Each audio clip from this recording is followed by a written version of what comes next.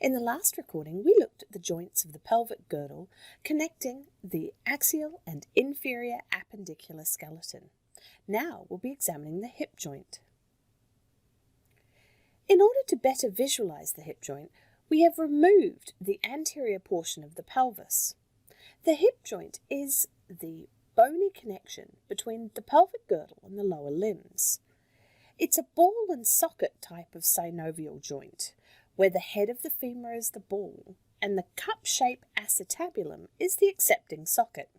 Well, cup shape might be overstating it a little bit. It's more like a cupped hand, inasmuch that it has a lot less surface area than you might expect.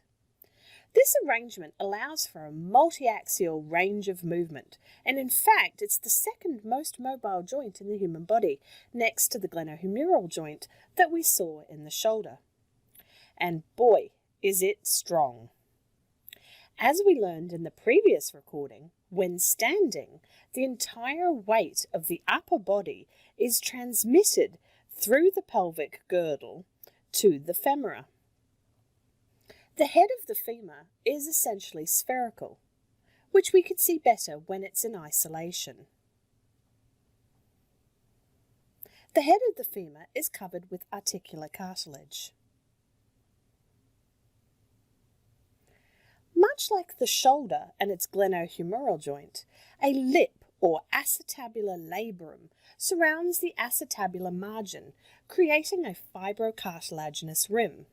And this is very important because it can actually increase the surface area of the acetabulum by about 10%.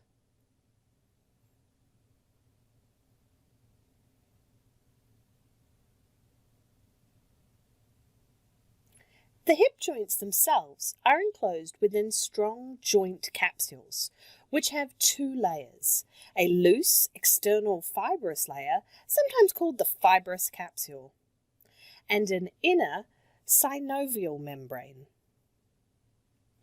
The loose fibrous layer is then surrounded by the ligaments of the hip. During extension, all of these layers wind up, essentially spiraling and becoming increasingly tight, restricting extension. But flexion increasingly unwinds and loosens these layers. This allows for considerably more flexion than extension of the hip joint, and concurrently increasing mobility. This is a very key concept.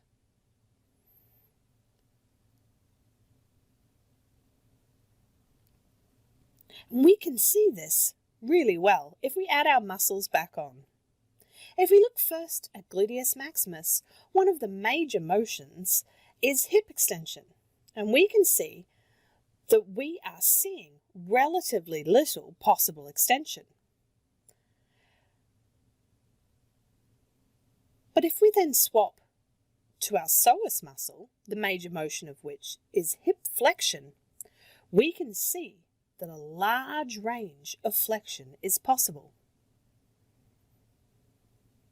Now, beyond flexion and extension, the hip movements include abduction and adduction, as well as medial and lateral rotation, and circumduction. Circumduction is just a combination of all of these. The degree of flexion and extension possible is restricted by the position of the knee.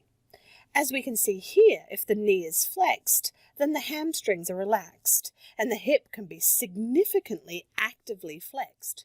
It can also go further without strain through passive flexion, meaning if you grab it and pull it up.